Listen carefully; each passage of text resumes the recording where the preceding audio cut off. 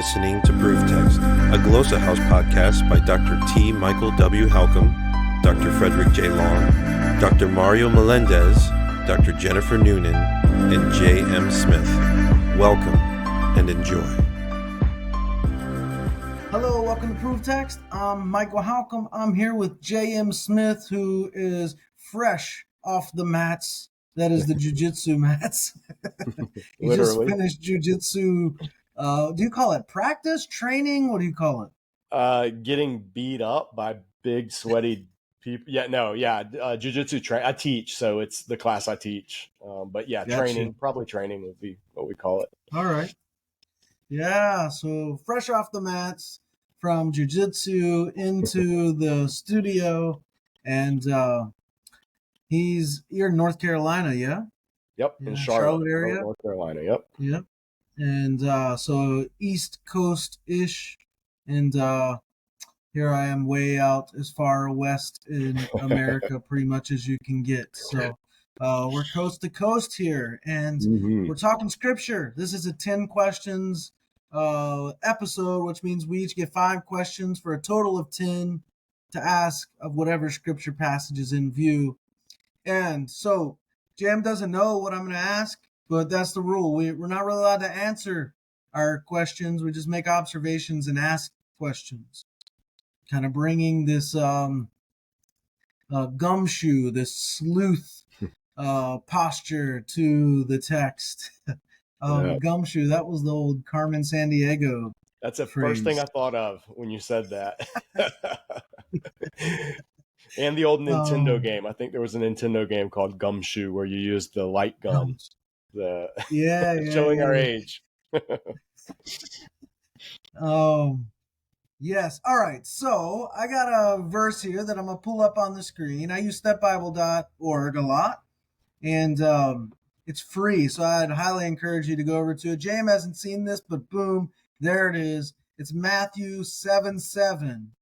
And I hear this one all the time. I see this printed on all the shirts. I see this everywhere. And especially just the very first 6 or so words, I hear those by themselves a lot. And here's what it says, Matthew 7:7. I'm going to read the NIV version, but I have the Greek up here too. Ask and it'll be given to you. And then a lot of people stop there.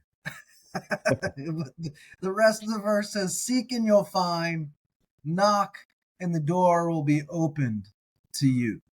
So this is what we're looking at, and obviously this comes within a context. So we each get 5 questions based on observations we've made. We can kind of look at the verses around if we need to, but this is the one in view. Matthew 7:7. You want to go first, or you want me to go first? Yeah, go ahead. If you go ahead, since we're New Testament, okay. That's your wheelhouse. All right. You lead us off. Is that kind of going to be the rule of thumb? When it's Old Testament, you go first. When it's New Testament, I go first. So, yeah, this is interesting. I'm wondering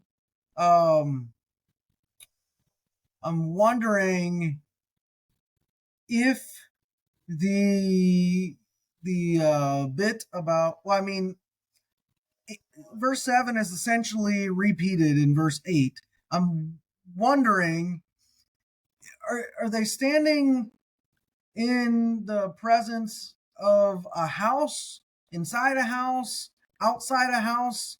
And so they have the door there as an object lesson. Like where specifically is this scene taking place that it invokes using this language and imagery?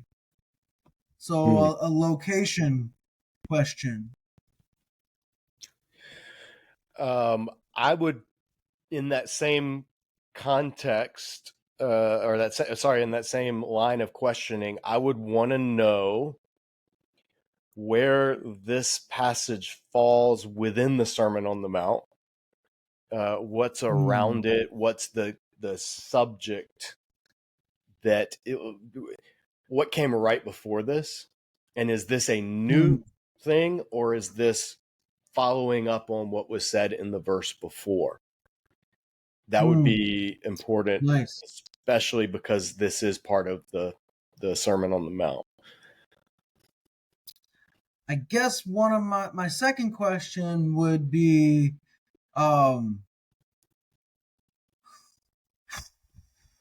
why do our English translations opt for the ambiguous you pronoun? You know, you can be used singularly or plurally, if that's a word.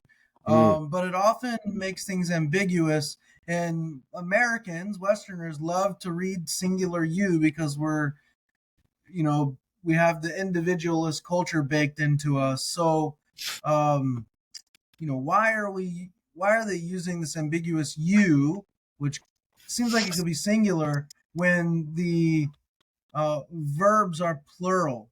So really, it's more like y'all ask, and it'll be given to y'all. Y'all seek, and y'all will find. That y'all knock, rather than just singular. So why? I guess mine's more of a translation question. Yeah. Does that make sense? Yeah. And I'm looking at. I was trying to look at the different Greek tenses, and it's clear. Yeah, it's clear in the Greek. It's clearly. I think that's one of the tricky things with English is we have that. Everybody just needs to speak Southern English because we say y'all. Exactly. And that's clearly the more sanctified use of English. It is. Absolutely. I'm working on a commentary on the Gospel of Mark, and where we have these ambiguous pronouns, I do use y'all. I just put it in there. So it uses you and y'all, but whenever we need to use y'all, I really emphasize it. So I agree with you on that. Yeah. My second question would be, ask who? Like who are you supposed to ask? This talk about like unspecified in general. Y'all ask is what he's saying. That is a great question. Ask who? Yes, that's perfect. The English says ask, y'all ask, and it'll be given to y'all. Ask. You said ask who? I'm asking ask for what? What is it? Yeah. What are we asking for here?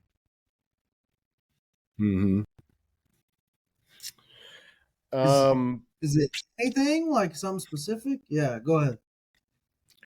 No, I'm just looking ahead. My third question would be, I would want to know the verb translated, and it will be, well, English, I'm looking at different ones. NIV says that the door will be open to you, but the door is, there's no door in Greek. It's just, and it will be, and then this Greek word, anoigo. Anugo. So what does that mean?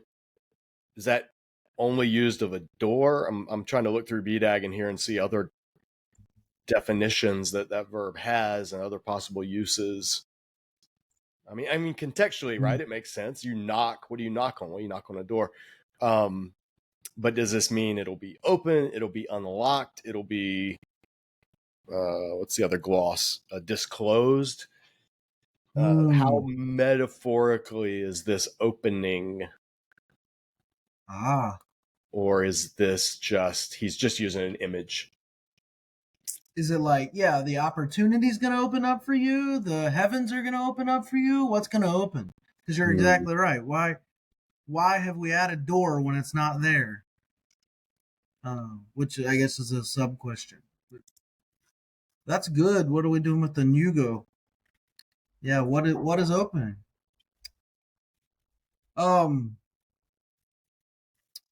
Yeah, so I'm wondering about so y'all ask and it'll be given to you. Who's the y'all? So we've asked asking who, asking for what, but who's doing the asking? Who's the y'all? Hmm. Um, I would want to know. So these pairs of verbs, there's 3 pairs of verbs. Are these typically paired together elsewhere in any other Greco-Roman usage, or even biblical or the Septuagint? Do you find ask and it's given, seek, you find, I mean, even in English, seek and find, those kind of go together. Yeah. Knock and it's open.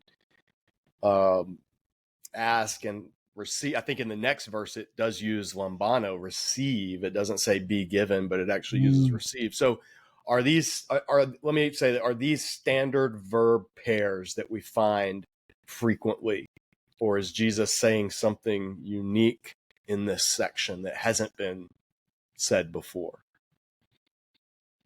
Yeah. Like, is very this good. proverbial wisdom, or like a proverbial use of these terms, or is he speaking more specifically?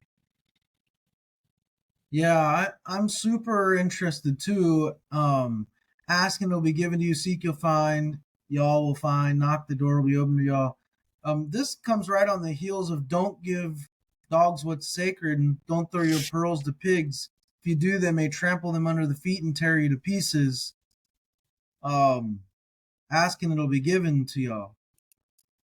Well, how in the world is asking, seeking, knocking connected to not giving pearls to pigs, which is a very weird image anyway, and not giving dogs what is sacred? Just kind of funny. Like, this is interesting. They may trample them under the feet and turn and tear you to pieces. That reminds me of our previous episode about the bears mauling the 42 kids or whatever. Now we got pigs threatening to do it. So, yeah, I guess, how's this connected to all that? The pigs and the dogs? Yeah. Or is it? I'm trying not to get lost in 7:6 because maybe that'll be a future episode. I'm sure somebody out there has written their dissertation on that verse. We should probably find it. Let's see. What am I on, 4? Yeah, though, this is your last question, I think. Oh, 5. I think Okay. we're at 5. Yeah. All right. Mine would be, I got to get back to 7:7.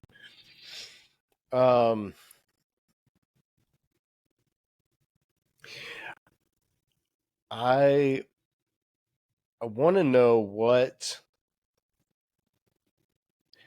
So,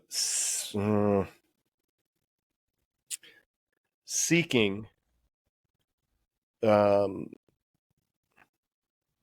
zetete,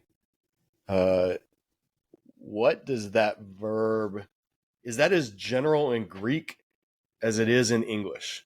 Seek, look for, search out, investigate. What sense does this have? Like just going and looking around for something, or pursuing something? I think it can have meanings similar to that. Investigating, turning over stones. Yeah, I would probably just want to do a word study on this zeteo. Your point made me think of a question just now. So I'm gonna throw a bonus one in. Are these actions related, or should we take them separately? And then 2, so I guess 2 bonus questions. If they are related, aren't they out of order? Doesn't it make sense to knock on a door, the person opens it, then you ask them, and then you, I guess then you seek, and then you ask? Or like, it seems out of order to me. Hmm.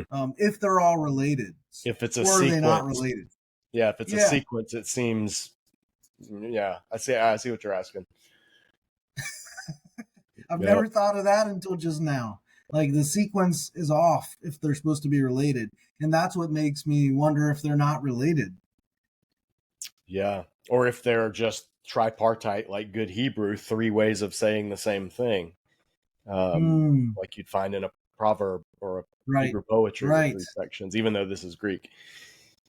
Yeah. Yeah. That's great point. Wow.